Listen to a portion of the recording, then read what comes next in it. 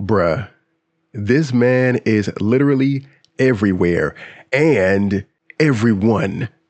Like, all the time. Without a doubt, I am everywhere. Yo, who is this man? So he's just devious for no good reason. Hey yo, what's up everybody? In case you didn't know, the I.S.A finale wasn't the only main quest in 2.7. The Choyuan quest wasn't the companion quest-like quest I was expecting. It provided an alternate perspective on the series of events that we experienced in Act 11 of the finale. And we got a lot of new information on the world and future characters and possibly villains. But first of all, spoilers, duh. But let's go ahead and get into some of these things that we learned from this quest. The first thing we learn is, well, technically it's not the first thing we learn, but it's the first thing I want to talk about. Shut the fuck up. We learned that there's never a non-zero chance that Cristoforo is anybody. Throughout the various quests, it's been revealed that Cristoforo can actually generate life forms, right? And with Avidius, we learned that these life forms can even take on and develop their own free will. And while it might have been suspected, it was never really revealed that Cristoforo can shapeshift too. Like, bruh, how OP are they gonna make this man? This is a hypothetical, but this man could literally make a copy of our companions, and then, if we ever found out, he could just appear as them, kill the clone, and convince us, and we'd have no idea. This man's skills are literally broken. So how do we find this out? Well, basically, in the story, Choyuan meets this acolyte of the order named Liang. And Liang seems very kind and concerned about Choyuan, but Choyuan is looking for Fenrico. He knows that Fenrico is possessed by the Ternodian, but he doesn't really know where to find him. Of course, the guy he's talking to, Leon, he's just a regular acolyte, so he's not up to speed on everything that went down in the Fabricatorium. Well, when Choyuan gets to the Fabricatorium to meet Fenrico, who does he find there? Leon. It quickly becomes apparent that this isn't exactly Leon, but Choyuan isn't at all deceived by Cristoforo's disguise because, well, he's blind, and he relies on frequencies to decipher the world around him.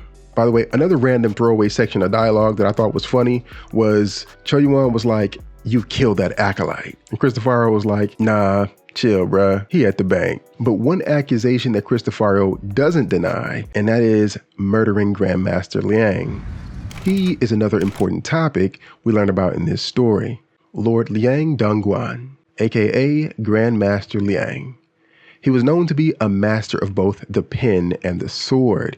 He was Choyuan's former master, and he held an important role in Mingting's I.S.A. And I want to come back to the I.S.A., but let's talk about Cantarella. Because Cantarella be knowing. In this quest, Choyuan comes across a number of characters, one of which is Cantarella. Now, we know Cantarella has actually spent a lot of time outside of I.S.A. according to some of the previous quests, but it's here that we learn that she's familiar with Choyuan's former master, his affiliation with the I.S.A., and she even knows his code name, the Blind Watcher.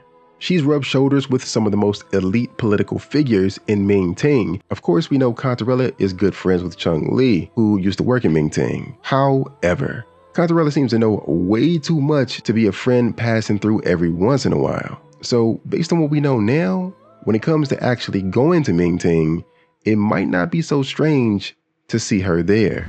We've known that Mingting is the capital of Huanglong for some time, but there's so much we did not know about it. Of course, we know that Jinzhou is a much smaller city on the front lines of the TD crisis. In fact, it's the newest city established in Huanglong, so any of the other cities we're introduced to in this region are likely to be even larger and more advanced. With this being the case, you might assume that Mingting is this sophisticated, polished, shining city on a hill. But from this quest, we learn that Mingting isn't as squeaky clean as you might imagine. It's rife with political corruption, potential acts of assassination, and the misuse of its judicial arm. So if you think back, we're told how Cristoforo broke out Scar in Act 11.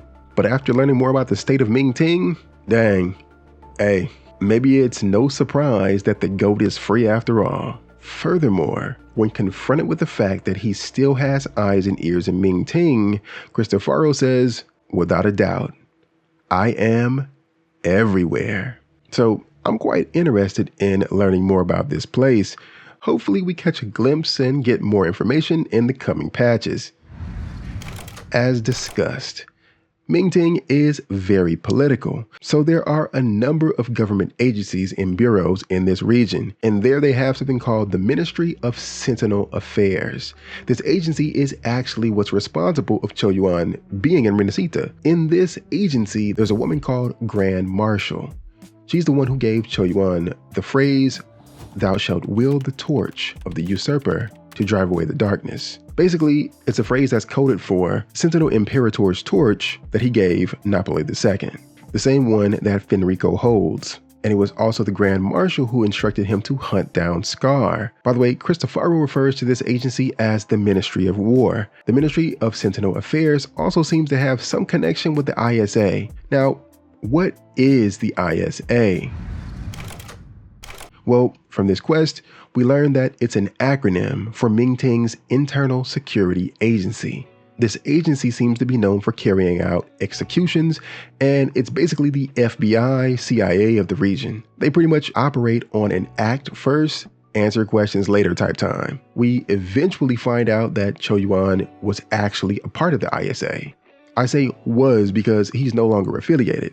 He was framed for killing his master, who was seemingly also in the I.S.A. The same master I spoke about earlier, Grandmaster Liang Dongguan. So he's basically operating as a fugitive now. However, it's obvious that there are people who know he's not really at fault because they're the ones that told him to come here, right? But either way, I'd imagine that being a fugitive in any capacity means that he can't really move in the same way he used to, at least in Mingting.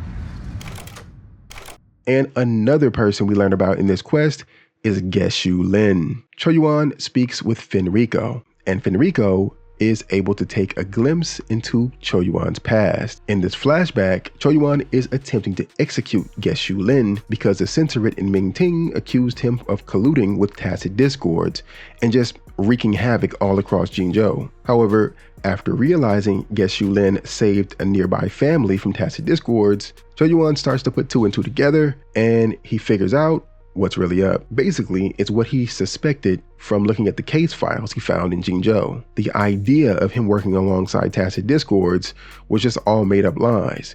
Geshu Lin vehemently vows to annihilate all tacit discords, no matter the cost.